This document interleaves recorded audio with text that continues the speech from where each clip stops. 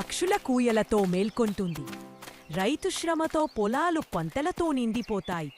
పిల్లలు ఆటలతో ఉల్లాసంగా గడుపుతారు. అదే ఊరిలో రాము అనే పిల్లవాడు ఆకాశం వైపు చూస్తూ మాయా ప్రపంచం గురించి కలలు కంటూ ఉంటాడు. ఒక రాత్రి ఆకాశంలో ప్రకాశించే మాయా వెలుగు మెరిసింది.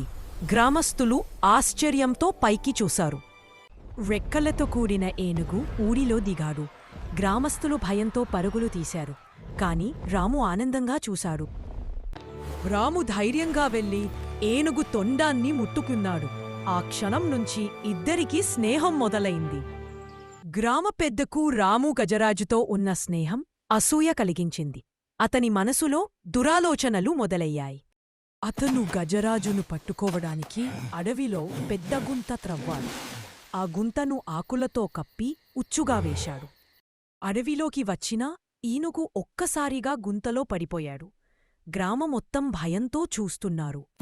రాము ధైర్యంగా ఆ ఊరి పెద్దమనిషి ఇంట్లోకి చొరబడి ఏనుగు బంధాన్ని విప్పే తాళమ కనుగొన్నాడు. రాము తాళం తీయగానే గజరాజు బంగారు వెలుగుతో బంధనాలు విరిచాడు. గ్రామస్తులు ఆశ్చర్యంతో చూశారు. ఏనుగు తప్పించుకున్నందుకు పెద్దమనిషి కోపంతో మండిపోయి పంటపొలాలకు నిప్పు పెట్టాడు. గ్రామంలో పొలాలు మంటల్లో కాల్పోయాయి. అది చూసిన రైతులు బాధపడ్డారు. ఊరంతా భయపడింది. ఏనుగు వెంటానే గాలోకి ఎగిరి రెక్కలు బలంగా ఆడించి గాలిని సృష్టించింది. ఆ గాలి పొలాల్లోని మంటలను ఆర్పేసింది. గ్రామస్తులు ఏనుగుని దేవుడిలా పూలతో అలంకరించారు. ఆనందంతో నృత్యాలు చేశారు. ఆ రాత్రి రాము కలలో దేవత ప్రత్యక్షమై త్వరలోనే ఒక మహాప్రమాదం వస్తుందని హెచ్చరించారు. దేవత తన చేతితో చీకటి అరణ్యం వైపు చూపించి, అడవిలో దాగి ఉన్న రహస్యం తెలుసుకో, లేకపోతే గ్రామం నాశనమవుతుంది అని చెప్పింది. తక్షణమే రాము ఏనుగుపై ఎక్కి రహస్యమైన అడవిలోకి ప్రవేశించాను. చుట్టూ మాయాజాలం నిండిన వాతావరణం కనిపించింది. అడవి మధ్యలో ఒక మాయా సరస్సు కనిపించింది. ప్రకాశించే తామర పువ్వులు తేలుతూ ఆ సరస్సు చుట్టూ వెలుగులు విరజిమ్మాయి. రాముకి సరస్సు పక్కన ఒక పురాతన రాతిశిల కనిపించింది. రాము ఆసక్తిగా చెయ్య వేయగానే అది ప్రకాశించింది. ఆ రాయిని తాకగానే చీకటి కమ్మేసింది. నేల కంపించింది. ఎర్రటి కళ్లతో శాపగ్రస్త రాక్షసుడు కోపంగా గర్జించాడు. రాక్షసుడు ఖడ్గాన్ని ఎత్తి గ్రామం వైపు చూపించి అతను గ్రామాన్ని నాశనం చేస్తా అని ప్రతిజ్ఞ చేశాడు. అది చూసిన రాము ధైర్యంగా ఏనుగు మీద ఎక్కి రాక్షసుని ఎదుర్కొన్నాడు.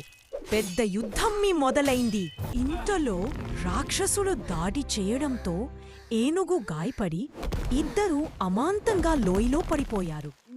రాము సరస్సు దగ్గర కూర్చొని కన్నీళ్లు పెట్టి తన స్నేహితుని రక్షించమని దేవతకి ప్రార్థించాడు. అది విన్న దేవత ఏనుగు మరియు రాముకుకి శక్తిని ప్రసాదించింది.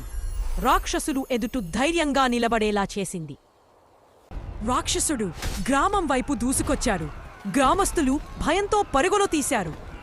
ఏనుగు రెక్కలు విప్పి గ్రామాన్ని బంగారు కవచంతో కప్పింది. వెంటనే భయంతో రాక్షసుల దాడి ఆగిపోయింది. రాము కన్నీళ్లు చూసి దేవత అనుగ్రహంతో ఏనుగుకు శక్తి వచ్చింది. చివరికి రాక్షసుడు తన శక్తి కోల్పోయేలా చేసింది.